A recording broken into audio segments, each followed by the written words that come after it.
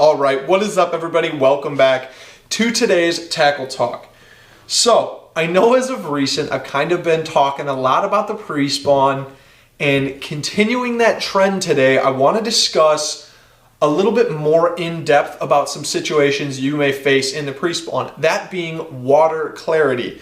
Now what I did here was I picked 3 different water clarities, so your gin clear water, your semi-clear to stained water, and then your chocolate milk dirty water. I picked 3 baits for each one of those categories that I think you can use that's going to improve your odds of catching bass in the Prespawn. So with that said, I'll hop right into it. I got a few baits I want to talk about. Try to keep it a little shorter here for you guys. But going with your clear water type fisheries, your 15-foot crazy gin clear water, whatever that may be where you are in the country, fisheries. So the first bait I want to talk about is one you're probably already throwing in the winter time if you are available, or if you have the option to be fishing in the winter time. That's a jerkbait. Now, this is a Megabass Vision 110+1 Junior. I know that's a little bit of a mouthful, but I like the junior size in your clear type fisheries just because, generally speaking, the more clear the water is, you're not going to have as large of forage. So keeping it small, just going to get you some more bites in your clearer type fisheries. So number 2, another bait you're probably already throwing, but just do not put it down when it comes to the Prespawn period. Upsize it a little bit, probably from the micro swim baits that you're throwing, or those little baby 3-inch, 2.75 to 3-inch. This is a Megabass Okashira head with a Kitech 3.3. Now I would go anywhere from a 3.3 to a 3.75, and that is probably the best all-around sizes I would use in your clear type fisheries to get some bites in the Prespawn.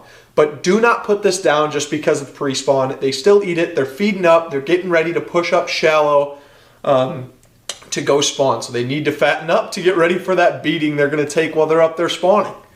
So the last bait in the clear water category I want to talk about is some style of finesse jig. Now it doesn't have to be a finesse jig. This is a 1/2 ounce football head that I fish all the time.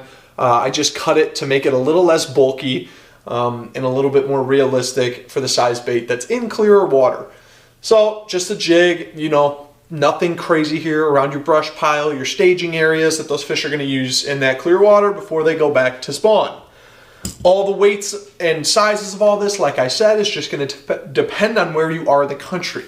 For instance, up here in the north, our little pin minnows are going to be a lot smaller than some of the shad you guys have down in your Ozark lakes. So, with that said, I want to move on to the next category here, which is semi-clear to stained water. Now, the first bait that I have found to be very productive in this type of water condition is a bladed jig. You could also swap this out with a crankbait, depending on how dirty that is, but you're going to be good with a bladed jig all around, so that's why I went with the bladed jig here.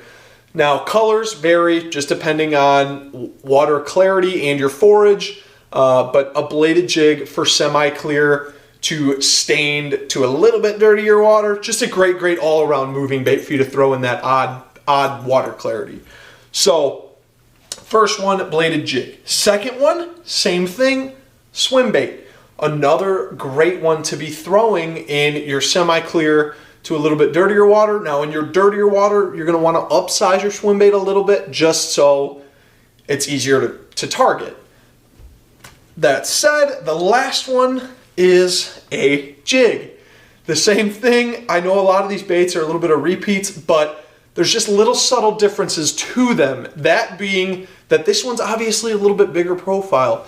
In that dirtier water, your bait fish are going to probably be a little bit bigger. Your bluegill are going to be a little bit bigger. So, with that said, that little bit bigger disturbance is probably going to draw more attraction from those fish to your bait, which in turn leads to more bites. So, with that said, those are the 3 that I highly recommend for that semi-clear to stained water. Now, for your dirty, muddy, chocolate milk nastiness, the 3 baits I recommend are a crankbait, some sort of a chartreuse black back. It's a great contrast color, so going to stand out very well in the water. This is just a Spro Little John MD, depending on your water temperature in the Prespawn. I would decide of what crankbait I was going to throw based off of that. If it's a little bit earlier in your pre-spawn period, you're 50 to 55, this is a great bait to be throwing. It's got your flat sides, but it's still gonna draw some attention from some active fish. So crankbait, number one in that dirty, dirty water. Number two, a flipping jig. Now, you always here's something I will say.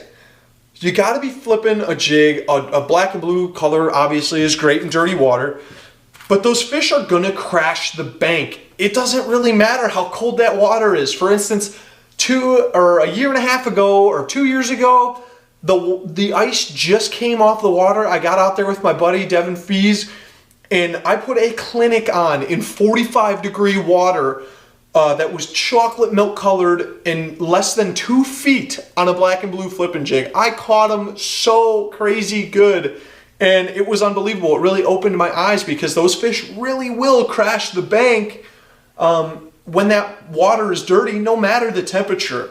So always keep that in mind. But what I will say too is when you hear crash the bank, don't assume that you're gonna go out there and catch a ton of fish up on the bank. They're still gonna be inactive, and they're not gonna be very, very easy to catch, even though it's pre-spawn. So don't go out there with that mindset that you're just gonna crack on them and they're gonna be up there shallow. They'll be up there shallow, but you're gonna have to find either that little bit more warmer water or something different that's gonna make those fish react or put those fish in more of a feeding mode. So keep that in mind, that you're not just gonna go out there and wax them even though the water is dirty. It just depends on your temperature and your conditions that day. Now, with that said, the last one I wanna talk about is no secret, but an absolute killer, and that is a big single Colorado blade on a spinnerbait. Now this is actually an interesting one. I put this one together. This is a Screamin' Eagle frame by War Eagle. So it's a little bit smaller profile, but I put that big, big blade on there because our forage up here is smaller, but I still want to draw enough attention to this bait to where it's going to be easily found from those bigger fish. So with that said, those are my 3 baits that I highly recommend you guys go out and give a shot here in the pre-spawn, depending on some of these water conditions you might face. Now with that said, I hope you guys like this content. I love making it. I love getting out here and talking fishing. So with that said, drop a comment down below, like, subscribe, tell your buddies, and I will catch you guys on the next one. Thanks for watching.